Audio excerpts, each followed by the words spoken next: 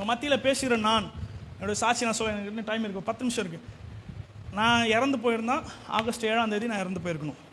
ஆமாம், ஒரு கம்பெனியில் வேலை செஞ்சுட்டு இருந்தேன், ஒரு கெமிக்கல் கம்பெனி. நான் சீக்கிரமாக சொல்லிடுறேன், கெமிக்கல் கம்பெனியில் வேலை செஞ்சுட்டேன். திடீர்னு அந்த கம்பெனி என்னென்னா நான் படித்தது காமர்ஸ் டிபார்ட்மெண்ட்டு, பட் ஆனால் நான் வேலைக்கு வந்து கெமிஸ்ட்ரி டிபார்ட்மெண்ட்டு. அது எப்பவுமே ஆம்பளை பசங்க வாழ்க்கையில் நடக்கிற ஒரு விஷயந்தான். ஆமாம், பாய்ஸ் வாழ்க்கையில் நடக்கிறது ஒன்று தான், படித்தது ஒன்று, வேலை செய்கிறது ஒன்று தான் நாங்கள் இருப்போம். ஸோ அதனால் நம்ம தான் ஹீரோ ஆச்சே, எல்லாத்தையும் கற்றுக்கணும்னு சொல்லிட்டு இப்போ மேனேஜர்னு கூப்பிட்டாங்க. கடைசியில் லேபர் வேலையும் செஞ்சேன். மிஷின் ஆப்ரேட் பண்ண அக்ரலிக் அப்படின்னு சொல்லப்படுகிற ஒரு ரசாயனம். இந்த பார்க்கிங் டைல்ஸ் மேலாம் அடிப்பாங்க. பார்க்கெல்லாம் பார்த்தீங்கன்னா கலர் கலர்லாம் டைல்ஸ்லாம் இருக்கலாம், அது மேலே அடிக்கிற கோட்டிங், அது ஷைனிங்காக, அது பிளாஸ்டிக்கை உருக்கி செய்கிற இது. ஸோ அது வந்து கெமிக்கல் ரியாக்ஷன் ஆகும். அந்த டைமிங் படி விட்டோன்னு சொன்னால் அதோட ஸ்மோக் வந்து ஓவர் ஆகிடும். அது வந்து ப்ரிப்பரேஷன் ஆகாது, அவுட்புட் வரும்போது தான் நமக்கு வந்து கேர்னஸ் ஆகும். சம்டைம்ஸ் நார்மலாக சரியாக செஞ்சாலும் இப்போ நான் அங்கே இருந்துட்டு தூரத்தில் 10 அடி தூரத்தில் இருந்தாலும் என் மேலே அந்த ஸ்மெல் அடிக்கும்.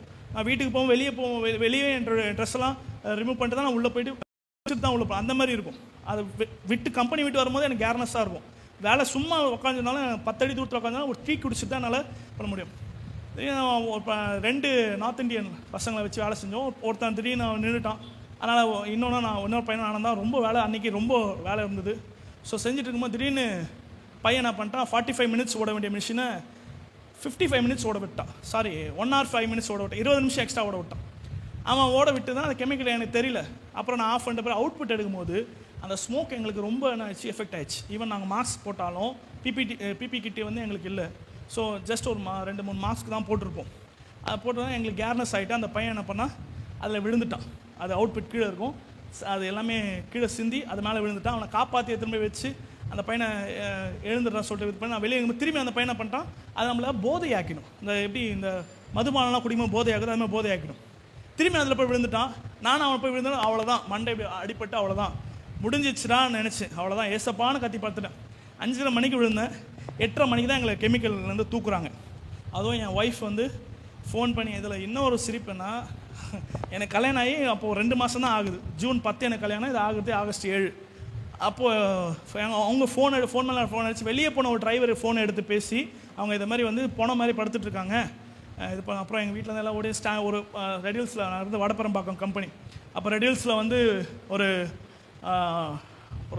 ப்ரைவேட் ஹாஸ்பிட்டல் போது ஸ்டான்லிக்கு தூக்கிட்டு போங்கன்னு சொன்னாங்க. ஸ்டான்லிக்கு போனோம்.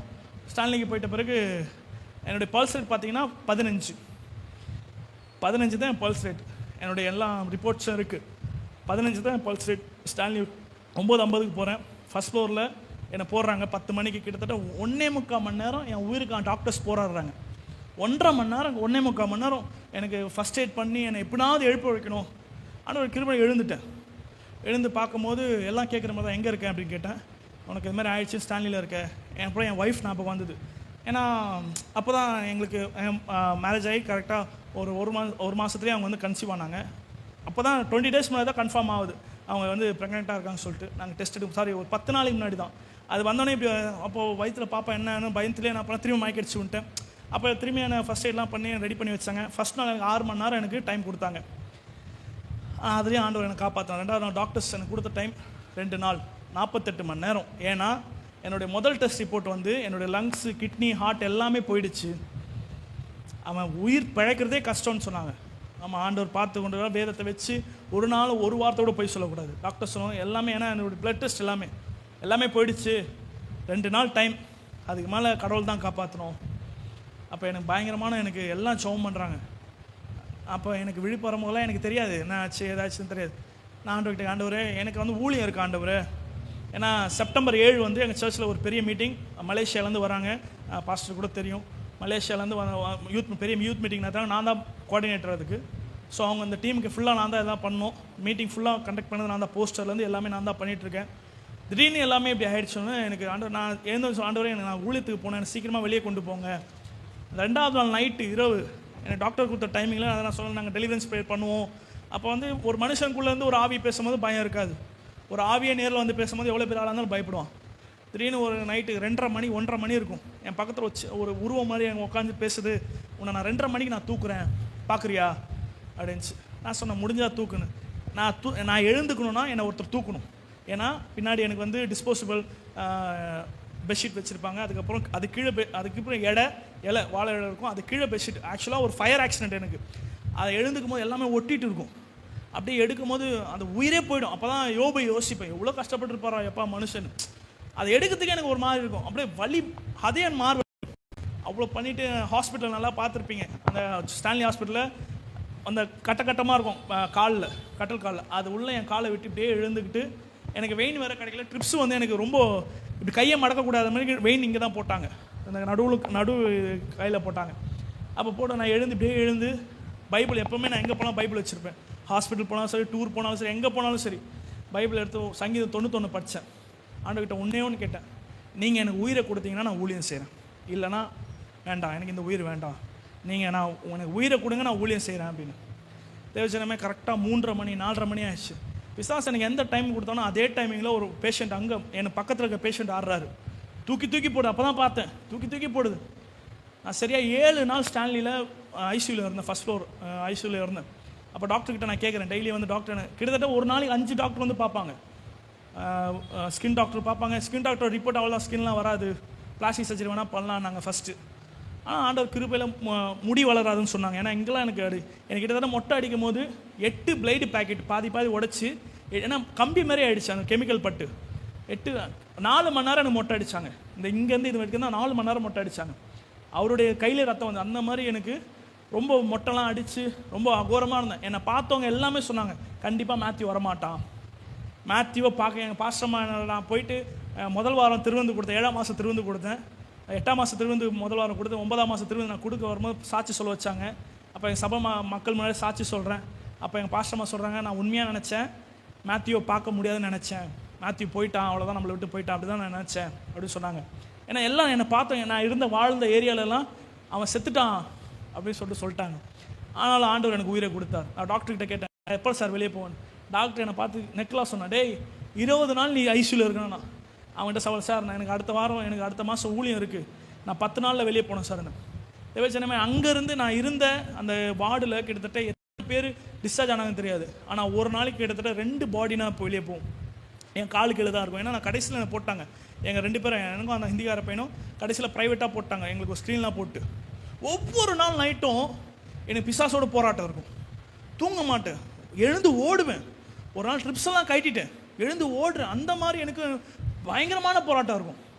ஆனாலும் ஆண்டவர் என்னை பத்திரமாய் ஆண்டவர் கொண்டு வந்தார். 22 நாள் நான் உட்காரவே முடியாது இப்படி ஏன்னா பின்னாடி உட்கார இடத்துல என்னுடைய ஃபோட்டோஸ் இருக்குது. நீங்கள் போகும்போது கூட கேட்டிங்கன்னா என்னுடைய ஃபோட்டோஸ் நான் காட்டுறேன் உங்களுக்கு.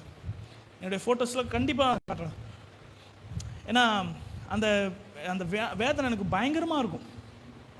என்னோடய ஃபோட்டோஸ் பார்த்தீங்கன்னா நீங்கள் நினைப்பீங்க, இவனா இதுன்னு சொல்லுவீங்க, நீ தானா இதுன்னு. உண்மையான இப்போ லைவில் கூட நான் காட்ட ரெடி. என்னுடைய ஃபோட்டோஸ் பார்த்தீங்கன்னா அவ்வளோ ஒரு டேஞ்சராக இருக்கும். இவனா என்னை பார்த்தேன், எனக்கு தெரிஞ்சவங்க என்னை வந்து பார்ப்பாங்க, நான் அவங்களுக்கு தெரியாது, இது மேத்யூவில் சொல்லிட்டு போயிட்டே இருப்பாங்க. ஏன்னா அப்படி இருப்பேன் நான். ஆனாலும் ஆண்டவர் எனக்கு உயிரை எனக்கு பத்திரமாக எனக்கு கொடுத்தார். நான் ரொம்ப பயந்தேன், என் மகளுக்கு எதனா ஆகிடும். எனக்கு ஒரு பாப்பா பிறந்தான் இதே ஹாஸ்பிட்டலில், மார்ச் 9 தான் பிறந்தாங்க, சோலையப்பனில் தான். எல்லாம் சொன்னாங்க, பாப்பா நிற்காது, பாப்பா இறந்துரும் அப்படிலாம் சொன்னாங்க. ஆனால் ஆண்டவர் என் மகளை பத்திரமாக கர்த்தர் பாதுகாத்தார். எந்த ஒரு குறையும் இல்லை, என் பொண்ணுக்கு எந்த ஒரு குறையும் இல்லை. 5ஆம் மாதம் ஸ்கேன்லேயும் சரி, 9ஆம் மாதம் ஸ்கேன்லேயும் சரி, இங்கே வந்துட்டு டாக்டர் 40ஆம் நாள் ஸ்டான்லியில் போய் பார்க்கணும், அவங்களுடைய காது மூக்கில் பார்த்தோம், எல்லாத்துலேயும் ஆண்டவர் என் மகளை பாதுகாத்தார். இன்னொரு விஷயம், நான் எப்பவுமே வந்து சாப்பிட இப்படி உட்கார முடியாதுல்ல, முட்டி போடுவேன், கீழே தலைக்காணி வச்சு முட்டி போட்டு பெட்டில் இப்படி போயிருப்பேன். என் மனைவி தான் எல்லாமே எனக்கு சாப்பாடுலாம் ஊட்டுவாங்க. அப்போ எங்கள் சபையில் 3 நாள் எங்களுக்கு ஃபாஸ்டிங், எனக்காக ஃபாஸ்டிங் போட்டாங்க. தொடர்ந்து 3 மாதம் நடக்கும் 3 நாள் ஃபாஸ்டிங். சபை மக்களோட ப்ரேயர் என்னன்னா, எங்கள் பாஸ் உடல் ஊழியருக்காக நாங்கள் ஜெபம் பண்ணுறோம். அவங்க முதல் நாள் ஜெபம் பண்ணாங்க, அப்போ தான் உக்காஞ்சேன். 22 நாள் கழித்து உட்காடுறேன். அவங்க 2ஆவது நாள் ஜெபம் பண்ணுறாங்க, நான் பைக் எடுத்து ஓட்ட ஆரம்பிச்சிட்டேன். ஆண்டவர் பத்திரமாக என்னை பாதுகாத்தார். இந்த ஆக்சிடென்ட் நிறைய பேர் சொன்னேன், எப்படிடா வெளியே வந்தேன்னு கேட்டாங்க.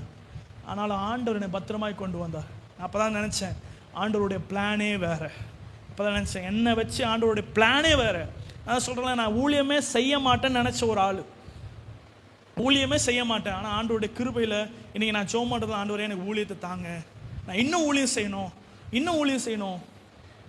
கர்த்தருடைய கிருபையிலே வாழ்கிறோம். ஆமாம், கடவுளுடைய பிளானே வேறங்க. நீங்கள் யோசிச்சு